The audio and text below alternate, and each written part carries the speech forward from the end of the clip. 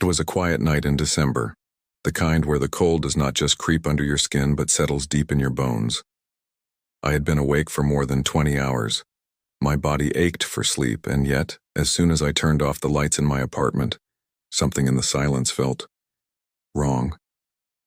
I laid down on the bed, pulling the blanket over myself. My eyelids were heavy, but just as they began to close, I heard it.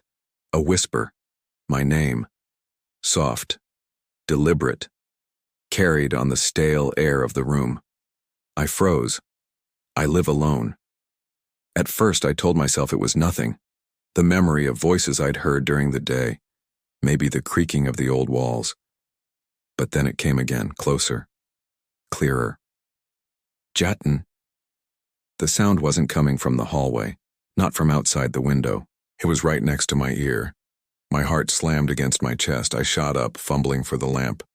The room lit up in a pale yellow glow, showing nothing but the same cracked walls, the same messy table, the same empty chair by the corner.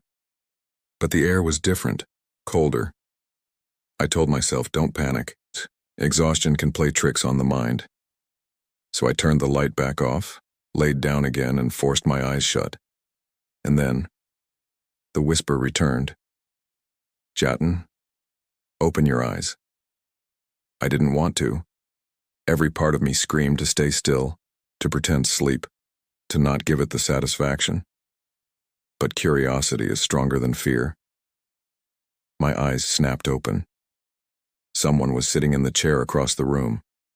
Not moving, not blinking. A silhouette darker than the shadows around it. I gasped, reached for my phone on the nightstand, and shined the screen's light toward the chair. Empty. The chair was empty. My breath shook as I put the phone down, whispering to myself that I was imagining things. But then I saw it. On the fogged glass of the window, my name, written in long, smudged strokes. As if someone had leaned close and exhaled against it.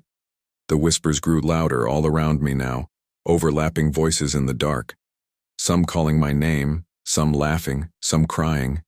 It felt like the whole room was breathing. Panicked, I rushed to the door, yanking it open, only to find the hallway was pitch black. The lights outside my apartment had gone out. I couldn't move.